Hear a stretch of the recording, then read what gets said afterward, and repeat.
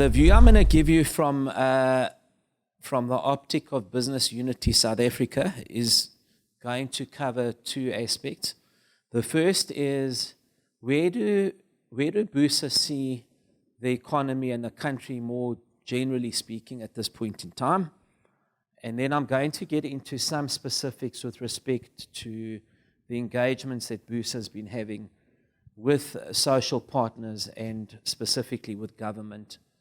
And if you want to get more specific, the recent engagements in the Presidential Working Committee. So I'm going to give you those perspectives. My starting point, however, is people are debating, are we in a crisis or aren't we? I think we can safely say that we're in a deep crisis at this point in time. The crisis doesn't only extend economically, it extends politically, socially, and economically. And I don't think we can divorce those three areas. I think, for example, the social cohesion project is a very important one to restore if we are to get the desired levels of economic growth that are deserving to our country. So I'm going to just very briefly cover all three. Let me start off with the economic aspect. So needless to say that we're in the longest period since 1945, economic downturn. And depending on who you speak to, anyone from the OECD to World Bank to IMF, the growth outlook over the next 2 years is in the range of between 0.7% to about 1.2%, depending on who you speak to. I don't have to remind people in this audience that the population growth rate in the country is around 2.6% at the moment. If you have these low levels of growth and declining growth in some instances for such a prolonged period, and your population growth is at the levels I just mentioned, and you also have one of the worst youth unemployment crises in the world, it's not a rosy picture from a social stability point of view.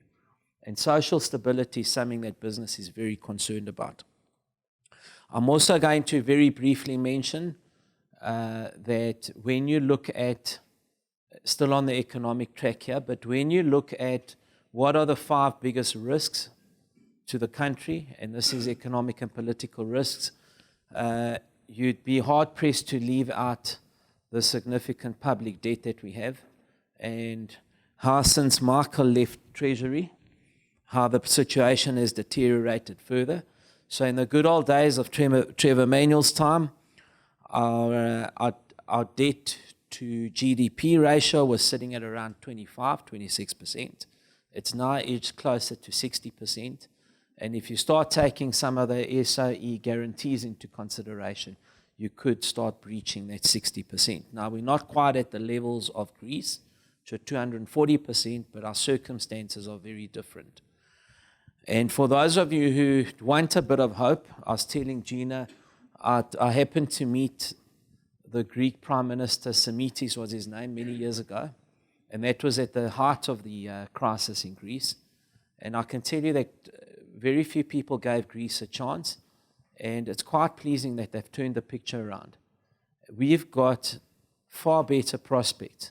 So we should be able to, with the right resilience and commitment, we should be able to turn the picture around, not just Greece.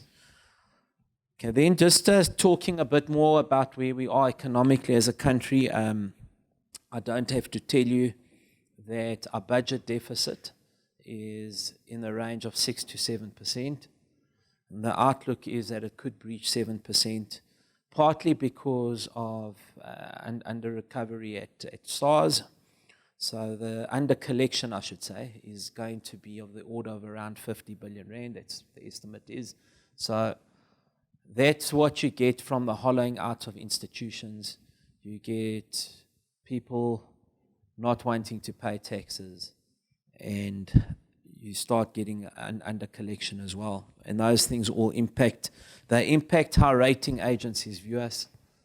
Rating agencies, from a business point of view, are very important, and we're very preoccupied at BUSA as to what can we do. And I'm going to move to my first slide here. if I can. I've actually only got one slide. In fact, it's this one, because I think this slide says it all. So for me, what is going to be the biggest stimulus to getting our economy back on track and getting back into an acceptable growth trajectory is if we're able to restore confidence, business confidence and otherwise. So business, particularly foreign direct investors, and that's where we need to galvanize most of the investment from. FDI is agnostic, as you know. It follows where it's going to get best returns, where it's going to move to a jurisdiction that is stable. And if there's a lack of confidence by domestic investors, and you can imagine what foreign direct investors are thinking. So restoring this thing of confidence is a very critical element for BUSA. It's also critical because as long as the rating agencies are dubious about what we're doing, and I think most people are expecting a Moody's downgrade, the business confidence levels will continue to remain muted or even in a decline. Lastly, let me just cover another dead obvious area, which is that of unemployment. So we know that the official unemployment rate has edged up to 29.1%. That's alarming enough, but when you start looking at the youth unemployment levels, these are citizens in our country aged between 15 and 34, then you start breaching the 40% mark.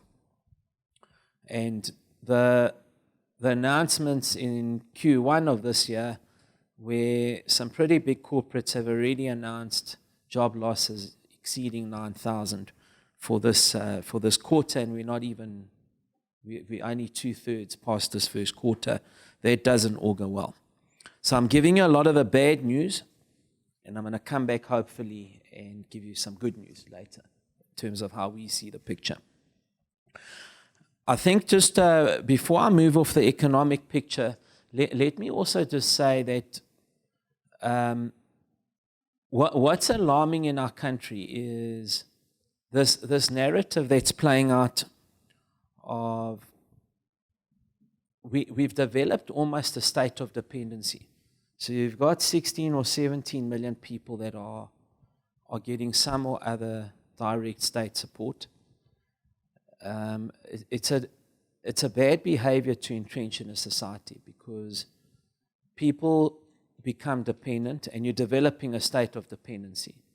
So there is clearly a need to support some people that are on the poverty line, but you also need to support them in such a way that you're able to start establishing entrepreneurs.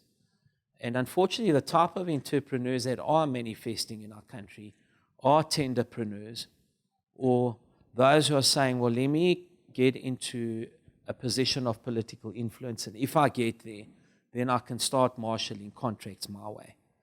So those are all bad precedents and bad behaviors that we've developed in our country, and something we desperately need to break. If that's not bad enough, what that type of behavior also perpetuates, it makes you less competitive as an economy. And today, everything is about how competitive can you become as a business, as an economy. And it's sad to see that in the economic freedom rankings, we've dropped since 2001 to present. We've dropped 54 places in the global competitiveness rankings. That would, for me, signal significant alarm bells. It's not a good picture, and it's a picture that we need to all preoccupy ourselves with. We have to become more globally competitive. Let me shift very briefly to the political aspect. And I'm not going to repeat what every one of you knows in this room, and more generally the citizenry of the country, that the Zuma years were highly destructive. They caused, or they occasioned, a significant hollowing out of some very credible institutions, SOEs and the likes, and other agencies. That hollowing out effect in what some people were calling a developmental state has been exceedingly damaging to the prospects of the country.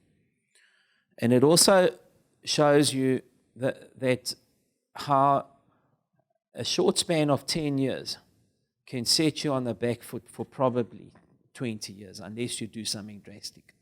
And that's what I'm going to focus on just now. What do we need to do drastically here? The other consequence of this maladministration over the last, or the 9 or 10 years under that particular administration, the fifth administration of the country, was that we saw a lot of policy uncertainty and a lack of policy cohesion coming to the fore. So I think, Michael, when you were around and Minister Manuel was around, there was a counter-cyclical policy, and sure, you had your detractors then, but there was a relative cohesion across policy and across ministries. Right now, it's very difficult to get two ministers in the same cabinet speaking on the same issue to be aligned. Okay. There are many examples of that. So these are some of the consequences that we've seen. An active democracy and a robust democracy is critical for investors. So it's also a bit concerning that in the last election, the last national election, we had 65% of our citizens voting. So that's down from previous years. And that's another area that business is concerned about, and I'm saying we need to become more active in those areas. So let me lastly cover some of the social tensions. Our country is largely prefaced and built on social compact, and sure, that social compact was severely damaged in those 10 years that I mentioned. But in essence, we need to revive the social compact and the social cohesion project in our country. So we cannot look at the country risks and or the prospects of the country without considering the impact on social aspects. So concerning for us is now that 56% of South Africans are living below the national poverty line, and national poverty line, to be exact, is 992 Rand a month. We've noted that the Gini coefficient, the coefficient has deteriorated, leading to us having one of the most uneven societies, if not the most uneven. And these things are always relative, of course. And we also have noted as business the deterioration of public finance management, particularly at a municipality level. It's probably not unsurprising that only 18 out of 257 municipalities that the Auditor General reviewed passed the audit. So 18 out of 257, it's quite alarming. So it's little surprise then that we are starting to see more and more service delivery protests and strikes and the likes thereof. And it's also unsurprising that down at grassroots level, when South Africans, our fellow citizens, were asked as to what were their 5 biggest concerns: water security, unemployment, energy security, access to housing, and violence and crime were the top 5 in the list. And many of those particularly influence how rating agencies and business confidence manifests itself.